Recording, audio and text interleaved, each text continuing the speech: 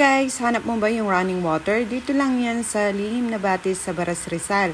Ganyan yung makikita mo, ang lamig ng tubig, ang sarap, running water, malinis. Tatlong resorts ito, pwede kayo magpili.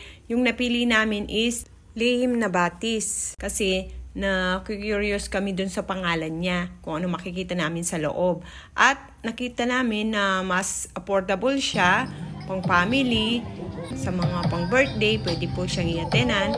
Kaya na nga po, may nag-assist sa amin para makita namin yung pinaka-room. Merong pang couple, merong pang family, merong silang day tour, night tour, overnight. Mura lang po yung pinaka-package nila. Ilalagay ko na lang po sa comment section. Yan po yung makikita nyo sa pinaka-loob niya. Yung mga pool, merong 3 feet, 4 feet, siguro nasa 5 feet na yun. Kasi hindi na namin yung pinakadulo kasi nilalamig na talaga kami.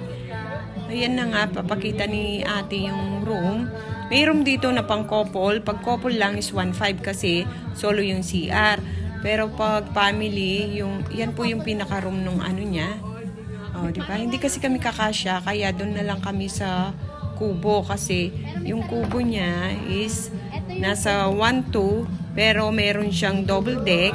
Sa baba is double bed, sa taas single bed. So, kasya na kami doon. Tapos, di na namin kailangan mag-cottage. Doon na rin kami kakain. May mesa siya.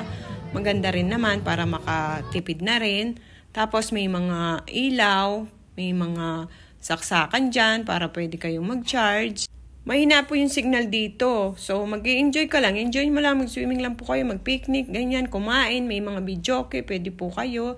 Yan po yung itsura ng pinakakubo namin. So, nag-stay po kaming overnight dyan. Agaan nyo lang po pag gusto nyo ng overnight. Pero pag day tour, marami naman pong mga cottages dyan. Po yung makikita ng mga pool.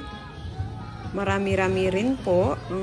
Mag-e-enjoy kayo. Yung tubig, tama lang po. Kaya naman po. Hindi naman siya masyadong malamig. Halos nag-stay po kami dun sa kabila, doon sa may para siyang batis kasi para siyang natural, may mga bato-bato. Yan po yung sinasabi kong para siyang batis. Pwede kayong mag-picture-picture dyan. Meron pong magagandang view, diba? Magaw lang po, 6 o'clock. Ayan, kasi pagliguan na rin sila.